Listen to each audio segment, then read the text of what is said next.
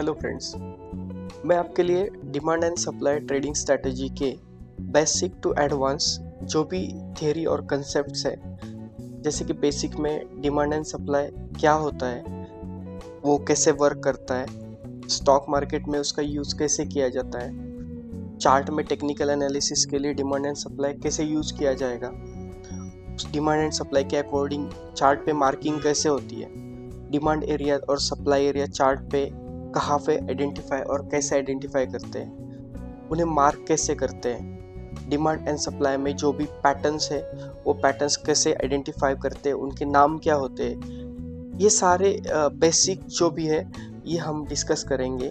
और small length के videos की एक सीरीज़ आपको यहाँ पे देखने को मिलेगी चैनल के ऊपर। उसमें हम डिस्कस करेंगे कि जो भी ट्रेडिंग स्टाइल है डिमांड एंड सप्लाई के अकॉर्डिंग वो कैसे वर्क करता है।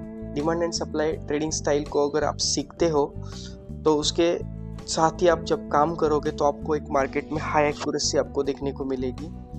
आप पुराने प्राइस एक्शन के साथ में जब भी काम कर रहे हो, जैसे कि बहुत सारे इंडिकेटर्स और विदाउट इंडिकेटर्स प्राइस एक्शन, बहुत सारे कैंडलस्टिक पैटर्न, जो कि इतने सारे कैंडलस्टिक पैटर्न हैं कि जो आप कंफ्यूज हो जाते हो। उसके बाद में चार्ट पे बनने वाले पैटर्न, जैसे कि पुराने बहुत सारे पैटर्न्स डिस्कस किए जाते हैं कन्वेंशनल थ्योरी में। ट्रेंड लाइन को सही तरीके से कैसे यूज किया जाता है और सही तरीके से ट्रेंड लाइन को कैसे ड्रॉ किया जाता है, इसके बारे में भी हम एक वीडियो बनाएंगे। उसके बाद में हमें एंट्री, स्टॉप लॉस, टारगेट कैसे डिसाइड करने, चार्ट के ऊपर वो कहाँ और कैसे प्लेस करने, उसका according to demand and supply उसको कैसे सही तरीके से किया जाता है, उसके बारे में भी हम डिस्कस करेंगे। जिस वजह से आपको ट्रेडिंग में जैसे कि आप ट्रेडिंग में स्कैल्पिंग करोगे, इंट्राडे करोगे, स्विंग ट्रेडिंग करोगे या पोजिशनल ट्रेडिंग करोगे, तो उनके लिए अलग अलग टाइम फ्रेम कौन से यूज़ किए जाते हैं, वो टाइम फ्रेम के बारे में भी हम डिस्कस करेंगे। जोन को चार्ट के ऊपर मार्क करने के बाद में उन्हें आइडेंटिफाई करके उनकी क्वालिटी को कैसे आइडेंटिफाई किया जाता है, उनकी क्वालिटी, हाई क्वालिटी और पुअर क्वालिटी को कैसे आइडेंटिफाई करेंगे, कौन सा जोन ट्रेडेबल है और कौन सा जोन ट्रेडेबल नहीं है, इसको कैसे आइडेंटिफाई करेंगे। पुराने प्राइस एक्शन अगर आप फॉलो करते हैं तो कहीं आपका जो अभी ट्रेडिंग का सिस्टम है वो इस तरह से तो नहीं है। चार्ट के ऊपर बहुत सारे इंडिकेटर्स, बहुत सारे पैटर्न ड्रॉ किए हुए हैं जो कि खुद आपको बाद में कंफ्यूज कर देते हैं। जब भी आप एनालिसिस करते हो तो एनालिसिस का एक फ्लो रहता है, तब आप एनालिसिस कर लेते हो, लेकिन आप जब उस चार्ट को बंद कर देते हो और उसके बाद में फिर से चार्ट ओपन करते हो तो आप खुद कंफ्यूज हो जाते हो कि आपने क्या एनालिसिस किया था, क्योंकि बहुत सारे इंडिकेटर्स और प्राइस एक्शन के कैंडलस्टिक पैटर्न ये यूज़ करने की वजह से कुछ इंडिकेटर्स आपको बाय का सिग्नल देंगे, कुछ इंडिकेटर सेल का सिग्नल देंगे, कुछ न्यूट्रल्स रहेंगे, क्योंकि इंडिकेटर्स दो टाइप के होते हैं, एक होता है लैगिंग इंडिकेटर और एक होता है लीडिंग इंडिकेटर। तो ये बहुत सारे इंडिकेटर का कॉम्बिनेशन यूज़ करने की वजह से भी ट्रेडर्स बहुत कंफ्यूज होते हैं और उनको बहुत लॉस होता है मार्केट में, लेकिन उन्हें कोई भी प्रूवन सिस्टम नहीं मिलता है। उस प्रूवन सिस्टम को जानने के लिए मैं आपके लिए कुछ सीरीज़ लेके आऊँ। सीरीज़ के वीडियो की लेंथ छोटी रहेगी, इसलिए मैं बहुत ही डीप एक्सप्लेनेशन नहीं दे सकता उसके अंदर, लेकिन आपको बहुत अच्छी जानकारी देने की कोशिश ज़रूर रहेगी। तो इस प्राइस एक्शन से बाहर आके हमें बहुत ही प्रूवन और अच्छी और इजी प्राइस एक्शन को सीखना पड़ेगा इस मार्केट में, तभी हम प्रॉफिटेबल ट्रेडर बन पाएंगे। क्योंकि बहुत सारे ट्रेडर्स हैं जो गलत प्राइस एक्शन का कई सालों से इस्तेमाल कर रहे हैं, लेकिन फिर भी वो इस कोशिश में लगे हुए हैं कि वो मार्केट से कुछ प्रॉफिट बनाए, लेकिन ये नहीं हो रहा है। क्योंकि मार्केट से प्रॉफिट बनाने के लिए हमें बहुत ही अच्छी सटीक स्ट्रैटेजी चाहिए, जो कि डिमांड एंड सप्लाई ये जो स्ट्रैटेजी है ये स्टॉक मार्केट में तो बहुत अच्छे से वर्क करती है, लेकिन हम पूरे ओवरऑल वर्ल्ड का भी एग्जांपल देंगे तो हमारे डेली लाइफ में भी डिमांड एंड सप्लाई का बहुत ही अच्छी तरह से वर्क किया जाता है। क्योंकि हमें कोई भी चीज़ की डिमांड होगी तो उसकी सप्लाई भी उसी तरह से होगी जैसे हमारी डिमांड होगी। किसी भी चीज़ की डिमांड ज़्यादा रहेगी और सप्लाई कम रहेगी तो वहाँ पे उस चीज़ की प्राइस ज़्यादा हो जाएगी, बढ़ जाएगी। और अगर हमें जो चीज़ की डिमांड कम है और उसकी सप्लाई बढ़ेगी तो प्राइस अपने आप कम हो जाएगी। यही सेम कंसेप्ट स्टॉक मार्केट में भी काम करता है, लेकिन हमें वो कैंडलस्टिक चार्ट के साथ में कैसे काम करना है, उसे कैसे मार्क करना है, डिमांड एंड सप्लाई के जो जोन्स होते हैं वो कैसे आइडेंटिफाई करने, वो कहाँ होते हैं चार्ट के ऊपर, उन्हें आइडेंटिफाई करने का क्या सही तरीका है, ये हमें सीखना है। तो उसी के लिए हम ये सीरीज़ लेके आ रहे हैं। तो आने वाले वीडियोस में हम बहुत अच्छे वीडियोस आपको देने की कोशिश करेंगे, जिससे आपका बहुत ही ट्रेडिंग में बहुत ही अच्छा आपको यूज़ होगा और आप डिमांड एंड सप्लाई ट्रेडिंग के अकॉर्डिंग काम करके बहुत ही अच्छे प्रॉफिटेबल ट्रेडर बन जाएंगे। तो इंट्रोडक्शन में मैं इतना ही बोलूँगा कि डिमांड और सप्लाई क्या होती है। तो डिमांड और सप्लाई ट्रेडिंग एक ऐसी ट्रेडिंग स्ट्रैटेजी है जिसमें मार्केट के उन महत्वपूर्ण जगहों पे हमें ट्रेड करना है, उन्हें पहचानना है, जहाँ से हमारी जो प्राइस है वो अप या डाउन हो जाती है। उसे सही तरीके से हम उसी एरिया में अगर ट्रेड को हमारे प्लेस कर देते हैं तो हमारे स्टॉप लॉस नहीं होंगे या तो बहुत ही कम होंगे, लेकिन हमें जो प्रॉफिट्स होंगे बहुत ही अच्छे और बड़े प्रॉफिट हो जाएंगे। तो इसीलिए वो जो एरियाज हैं जहाँ पे प्राइस रिवर्स करती है, प्राइस वहाँ से जैसे कि प्राइस में फॉल हो रहा है और प्राइस एक एरिया से रिबाउंड करेगी या बाउंस करके फिर से अपसाइड में मूवमेंट करेगी, तो हम वहाँ पे एक ट्रेड एग्जीक्यूट कर सकते हैं। जैसे कि प्राइस एक अपसाइड में ऊपर की तरफ जा रही है और प्राइस कहीं से रिवर्स करने वाली है, तो वो रिवर्सल पॉइंट क्या होगा ये भी हम आइडेंटिफाई करेंगे, उसको हम सप्लाई जोन बोलते हैं। तो ऐसे डिमांड और सप्लाई चार्ट के ऊपर कहाँ होते हैं, उसको कैसे आइडेंटिफाई करते हैं, ये सारी चीज़ें हम धीरे धीरे इस सीरीज़ में छोटे छोटे वीडियो से हम देखेंगे और सीखने की कोशिश भी करेंगे। डिमांड जोन और सप्लाई जोन का इम्पोर्टेंस क्या है, प्राइस को जैसे कि कोई एक छोटा डिमांड एरिया है, मैं आपको यहाँ पे दिखा देता हूँ ड्रॉ करके। ये मैंने यहाँ पे एक डिमांड एरिया को प्लॉट किया है और प्राइस जो है ऊपर के साइड से हमारे डिमांड एरिया की तरफ आ रही है। तो अगर ये सही डिमांड के एरिया के ऊपर हम यहाँ पे एंट्री करते हैं तो प्राइस यहाँ से रिवर्स करके अपसाइड में मूव करना चालू कर जाएगी। तब हम इसमें लॉन्ग ट्रेड को एग्जीक्यूट करेंगे तो हमें यहाँ पे प्रॉफिट मिलेगा। तो ये इसीलिए हमें डिमांड एरिया को आइडेंटिफाई करना सीखना है। उसी तरह से सप्लाई एरिया भी उसी तरह से काम करता है।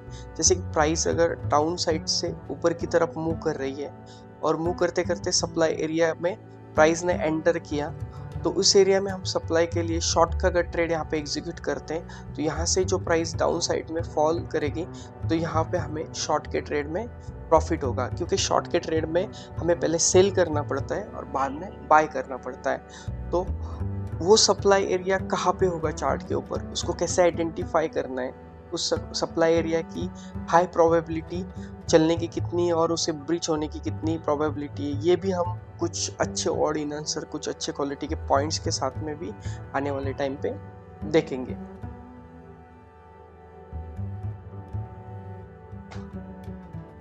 तो डिमांड और सप्लाई ट्रेडिंग के फायदे क्या है, तो इसमें बहुत अच्छी एक्यूरेसी मिलते हैं, हमें बहुत अच्छी एक्यूरेसी के साथ हम काम कर सकते हैं। यहाँ पे इसमें लो रिस्क होता है और हाई रिवॉर्ड होता है, ये इसका एक बेनिफिट है, जिसमें हमारा जो रिवॉर्ड होगा बहुत ही अच्छा होगा और जो रिस्क होगा बहुत ही कम होगा।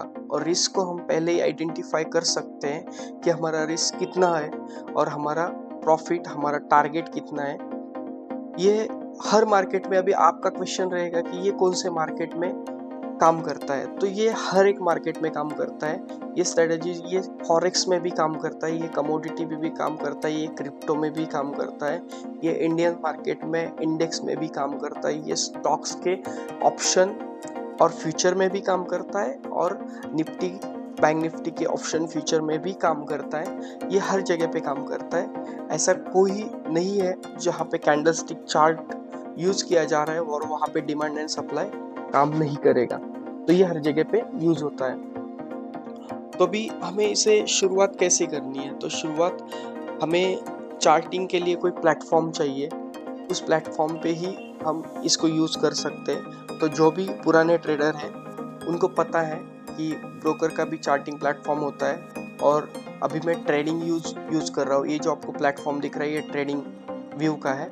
ट्रेडिंग व्यू में भी हम उसे यूज कर सकते हैं और ब्रोकर के हमारे डीमैट अकाउंट से हमें जो चार्टिंग का प्लेटफॉर्म मिल रहा है उसके ऊपर भी हम यूज कर सकते हैं। हमें यहाँ पे कैंडलस्टिक चार्ट यूज करना है कैंडलस्टिक चार्ट को हमें यूज़ करना है। आप देखेंगे यहाँ पे बहुत सारे चार्ट्स है, लेकिन हमें कैंडलस्टिक चार्ट ही यूज़ करना है। उसके बाद में हमें ये जो है डिमांड एंड सप्लाई स्ट्रैटेजी, इसको सीखने के लिए थोड़ी प्रैक्टिस की भी ज़रूरत है, क्योंकि कोई भी नई चीज़ हम जब भी सीखते हैं तो हमें उसकी प्रैक्टिस करके उसमें अच्छी खासी एक्सपर्टी हासिल करनी होगी, और उसके बाद में ही हम उसमें सक्सेस होते हैं। क्योंकि कोई भी जो नई चीज़ है उसको हम जब तक अच्छे से सीखेंगे नहीं, तब तक हमें उससे कोई फ़ायदा नहीं होगा। यहाँ तक कि जैसे कि हम ड्राइविंग करते हैं तो पहले अभी बहुत सारे लोगों को 4 व्हीलर या 2 व्हीलर में 4 व्हीलर ड्राइविंग या 2 व्हीलर राइड आता है, लेकिन क्या हम पहले डायरेक्टली गाड़ी में बैठे और गाड़ी चलाई? क्या नहीं चलाई? क्योंकि हमें अगर कोई भी चीज़ सीखनी है तो उसे प्रैक्टिस करना होगा। हमने पहले गाड़ी को स्टार्ट किया, उसके बाद में गाड़ी चलाने की धीरे धीरे कोशिश की, उसको सीखा, उसके बाद में हम एक्सपर्ट हो गए। तो स्टॉक मार्केट में भी ट्रेडिंग और इन्वेस्टमेंट, ये भी गेम सेम ऐसा ही है। उसे आपको सीखना होगा, उसे अच्छी तरह से सीखना होगा, उसके बाद में सक्सेस आपको ज़रूर मिलेगा। डिमांड और सप्लाई को हमें पहचानना होगा कि चार्ट पे कौन से एरिया में, क्योंकि फंडामेंटल एनालिसिस में जो भी टेक्निकल एनालिसिस और फंडामेंटल एनालिसिस पे हम यहाँ पे काम कर सकते हैं, लेकिन फंडामेंटल एनालिसिस करना बहुत ज़्यादा टाइम यूज़ करता है, उसमें उसे हम नहीं कर सकते, क्योंकि फंडामेंटल कंपनी के जो भी रिजल्ट्स रहते हैं, कंपनी के बहुत सारे फंडामेंटल्स रहते हैं, उन्हें स्टडी करना हर किसी के बस का नहीं है। तो टेक्निकल एनालिसिस हम सीख के थोड़ा प्रैक्टिस करके कर सकते हैं, और टेक्निकल एनालिसिस में हमें बहुत ही फास्ट रिजल्ट मिलता है, जो कि फंडामेंटल में हमें नहीं मिलता है। सही एंट्री कहाँ करना है, सही एग्जिट कहाँ करना है, स्टॉप लॉस, टारगेट, हमारा रिस्क रिवॉर्ड रेशो, इसके बारे में भी हम आगे आने वाले वीडियोस में ज़रूर देखेंगे। तो ये ट्रेडिंग व्यू का प्लेटफॉर्म है, हम इसे यूज़ करेंगे। तो मैं आपको यहाँ की कुछ बेसिक इंफॉर्मेशन दिखाता हूँ ट्रेडिंग व्यू की, और उसके बाद में जो सीरीज़ हम चालू करेंगे उसमें हम कैंडल से, बेसिक कैंडल का फॉर्मेशन है वहाँ से चालू करेंगे, फॉर्मेशन से, और आगे आगे एडवांस को स्टडी करते करते आगे आगे के वीडियो में देखते जाएंगे। तो ये हमारा चार्ट है, अभी आपको चार्ट दिख रहा है। ये लेफ्ट साइड में जो पैनल है ये टूल्स का पैनल है। इस टूल्स के पैनल में आप यहाँ पे ओपन कर सकते हैं। यहाँ पे क्रॉस है, एरो है, अगर एरो चाहिए मुझे चार्ट के ऊपर तो आप देख सकते हैं एरो है, लेकिन मैं क्रॉस यूज़ करूँगा। क्रॉस यूज़ करने से मुझे प्राइस वगैरह बहुत अच्छे से जानकारी मिलती है। यहाँ पे ट्रेंड लाइन है, अगर मुझे ट्रेंड लाइन को मैं अगर स्टार मार्क करता हूँ तो आप देखेंगे यहाँ पे ट्रेंड लाइन यहाँ पे आई हुई है। उसके बाद में हॉरिजॉन्टल लाइन का हमें यूज़ करना है, हॉरिजॉन्टल रे का भी हम यूज़ कर सकते हैं, वर्टिकल लाइन का भी हमें यूज़ करना है। तो ये कुछ टूल्स है। उसके बाद में यहाँ पे ट्रेंड बेस फेवरेट एक्सटेंशन है, इसको भी हम स्टार मार्क करके यहाँ पे रखेंगे, क्योंकि ये भी हमें यूज़ करना है। ट्रिप रिट्रेसमेंट भी आने वाले टाइम पे हम यूज़ करेंगे। उसके बाद में हम आगे चलते हैं। तो यहाँ पे दो टूल्स है प्रोजेक्शन में, एक लॉन्ग पोजीशन और एक शॉर्ट पोजीशन में। आपको दिखाता हूँ लॉन्ग पोजीशन, ये चार्ट के ऊपर हम ऐसे प्लॉट करते हैं, जहाँ पे ये हमारा एंट्री पॉइंट रहता है, ये हमारा स्टॉप लॉस का पॉइंट रहता है, और ये हमारा टारगेट का पॉइंट रहता है। तो इसे हम डिमांड एंड सप्लाई को मार्क करने के बाद में कैसे यूज़ करना है ये भी मैं आपको चार्ट के ऊपर दिखाऊंगा। उसके बाद में ये हमारा शॉर्ट का टूल है। शॉर्ट में ये हमारा एंट्री पॉइंट रहेगा, और ये हमारा टारगेट रहेगा, स्टॉप लॉस रहेगा यहाँ पे, और ये आगे हमारा टारगेट रहेगा। यहाँ पे हमें कुछ डिटेल्स भी देखने को मिलती है, इनको भी बाद में हम अच्छे से एक्सप्लेन कर देंगे। तो ये टूल्स है, ये भी हमें काम का टूल्स है। उसके बाद में प्राइस रेंज का एक टूल है, डेट एंड प्राइस रेंज का। ये ज़्यादा यूज़ नहीं होते, लेकिन कभी कभी हम यूज़ कर सकते हैं। उसके बाद में यहाँ पे एक ब्रश है। इस टूल का यूज़ कुछ खास नहीं है, कुछ मार्किंग्स वगैरह दिखाने के लिए ही किया जाएगा, नहीं तो इसका ज़्यादा कोई यूज़ नहीं होगा।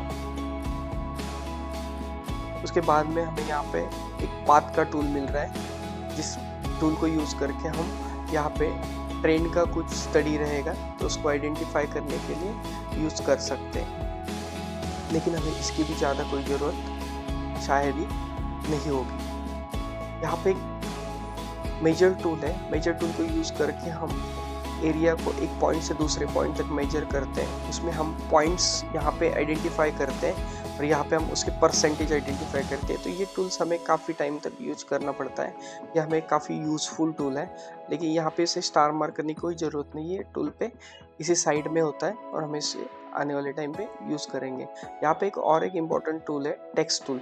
ये टेक्स्ट टूल बहुत इंपॉर्टेंट है। अगर हम कोई एनालिसिस करते हैं तो हम यहाँ पे लिख सकते हैं, जैसे कि अभी मैंने यहाँ पे, अगर मैं आपको एग्जांपल के लिए दिखाऊं, तो मैंने यहाँ पे एक सप्लाई एरिया को अगर आइडेंटिफाई किया है तो मैं टेक्स्ट टूल से यहाँ पे एक नोट छोड़ सकता हूँ, सप्लाई एरिया।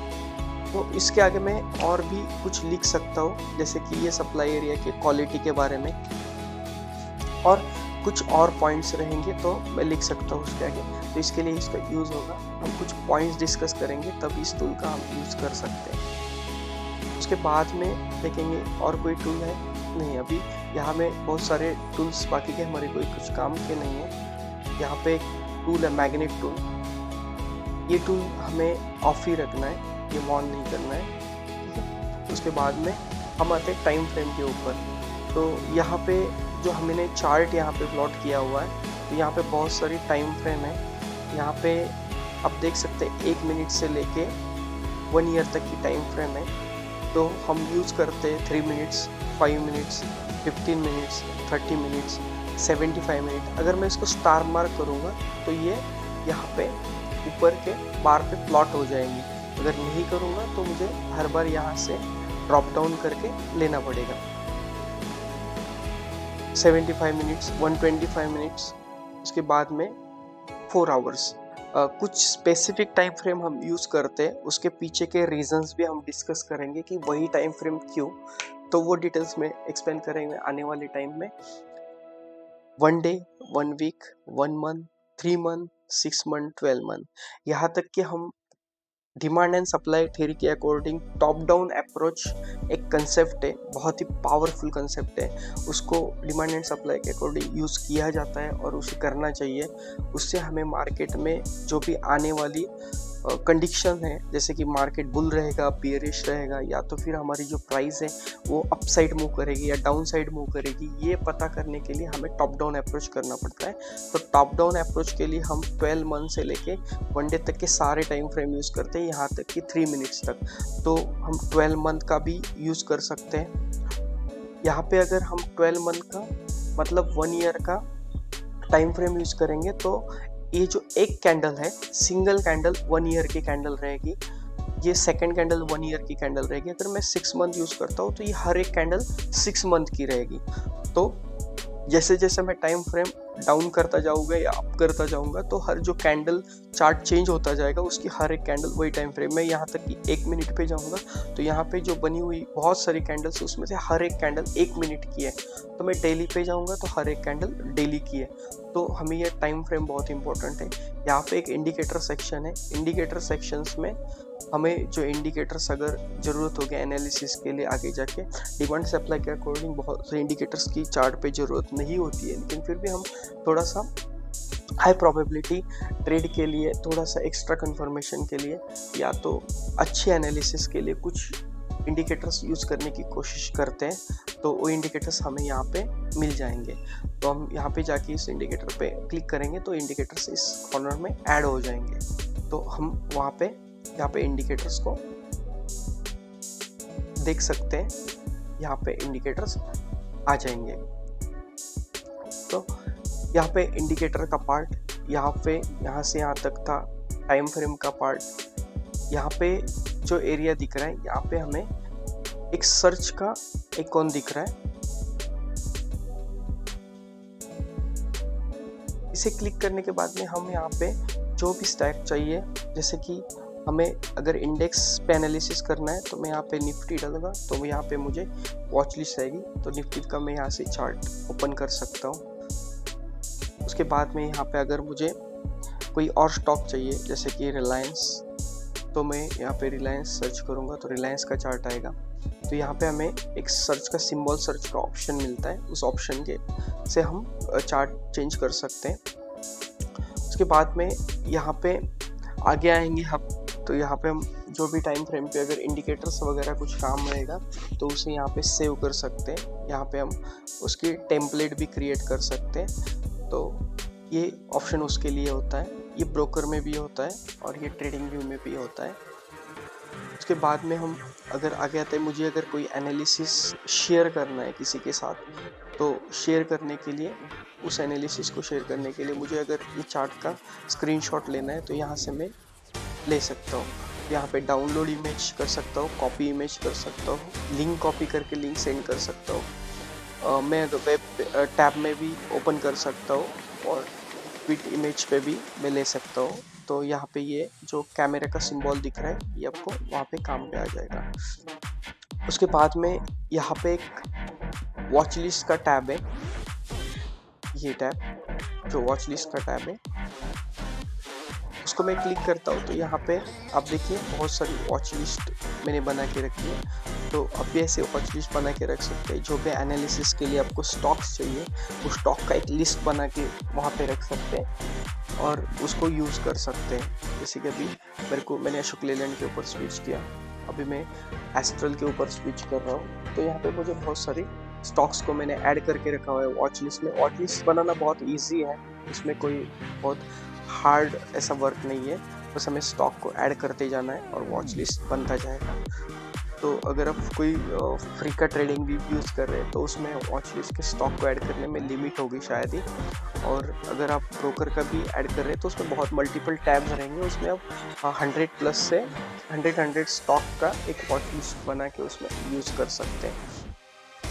ठीक है, तो यहाँ पे अभी मैंने आपको बेसिक तो इंफॉर्मेशन बता दिया कि हम जो ट्रेडिंग व्यू का प्लेटफॉर्म यूज़ करने वाले हैं। यहाँ पे हमारा एक टूल्स जो है उसका कॉलम है, यहाँ पे हमारा सर्च बार है, यहाँ पे हमारी जो टाइम फ्रेम्स रहेगी चार्ट के लिए, जो भी टाइम फ्रेम हमें यूज़ करनी है वो टाइम फ्रेम यहाँ पे रहेगी।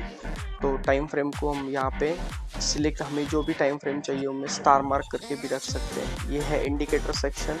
और हमें कैंडल स्टिक चार्ट चाहिए तो हम इस टैब का यूज़ करके कैंडल स्टिक चार्ट को ही लेंगे। जैसे कि यहाँ पे बहुत सारे चार्ट्स हैं, जैसे आप देख सकते हैं bar chart, candle, volume, hollow candles, उसके बाद में एरिया, लाइन चार्ट भी रहेगा।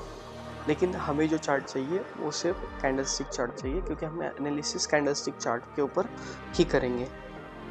तो यहाँ पे इंडिकेटर सेक्शन है और अलर्ट का जो ऑप्शन है वो मैं आपको दिखाऊंगा। ट्रेडिंग व्यू पे चार्ट पे ही अलर्ट लगा सकते हैं। और धन का जो प्लेटफॉर्म है वो अगर हम डीमैट अकाउंट खोल के धन का प्लेटफॉर्म यूज़ करते हैं तो धन में भी हम चार्ट के ऊपर कर सकते हैं। जैसे कि मैंने अगर ये डिमांड एरिया आइडेंटिफाई किया है, अगर और प्राइस यहाँ पे आने पे मुझे डिमांड के ऊपर ट्रेड लेना है तो उस ट्रेड का मुझे पता चलना चाहिए कि प्राइस मेरे एरिया में एंटर हो रही है। तो अगर मुझे यहाँ पे अलर्ट लगाना है तो मैं यहाँ पे क्लिक करके यहाँ पे ऐड अलर्ट कर सकता हूँ। आप देख सकते हैं यहाँ पे मैं प्राइस भी चेंज कर सकता हूँ और जब प्राइस यहाँ पे इसे टच करेगी तो मुझे ये अलर्ट यहाँ पे पॉपअप शो हो जाएगा या एसएमएस या ईमेल पे मिल जाएगा। तो ये अलर्ट का ऑप्शन है, इसे भी हम यूज़ करेंगे। ये बार रिप्ले का ऑप्शन है, इसे हम यूज़ करेंगे एनालिसिस देखने के लिए। जैसे कि अभी यहाँ पे कोई डिमांड एरिया था, मैं आपको दिखा देता हूँ। ये है बार रिप्ले का ऑप्शन। तो यहाँ पे मैंने एक डिमांड एरिया आइडेंटिफाई किया है। ये मेरा राइट एंगल टूल है और यहाँ पे मैंने बहुत सारे टेम्पलेट बना के रखे हुए। ये टेम्पलेट कैसे बनाना है इसका वीडियो का लिंक मैं आपको शेयर कर दूंगा।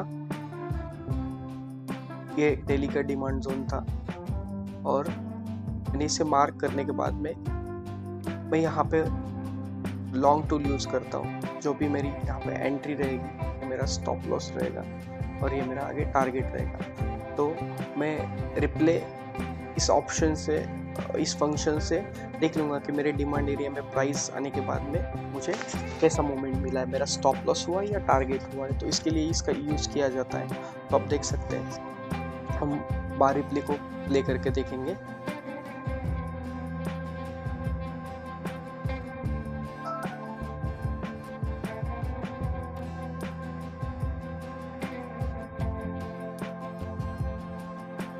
देखिए यहाँ पे हमें हमारे एरिया में प्राइस ने एंट्री दी और यहाँ से प्राइस एक अपसाइड मूवमेंट में स्टार्ट हुआ। तो ये हमारा डिमांड एरिया था और डिमांड से ही हमें यहाँ के प्रॉफिट भी हुआ और उसके बाद में ये नीचे आने के बाद में हमारा स्टॉप लॉस भी लिया। तो ये जो डिमांड एरिया था, ये डिमांड एरिया कैसे आइडेंटिफाई करना है, उसकी प्रोबेबिलिटी क्या होनी चाहिए, कौन सा डिमांड एरिया फेक है और कौन सा अच्छा डिमांड एरिया है, रियल है, ओरिजिनल है, वो भी हम कैसे आइडेंटिफाई करना, वो भी सारी चीज़ें आगे आने वाले वीडियो में देखेंगे। तो ये ट्रेडिंग व्यू का ये फंक्शन था। वॉच लिस्ट का तो मैंने आपको बता दिया। ठीक है, बाकी तो आने वाले वीडियोस में हम कैंडलस्टिक चार्ट के साथ में बेसिक से स्टार्ट करेंगे और आपको बहुत ही अच्छी इंफॉर्मेशन देने की कोशिश रहेगी।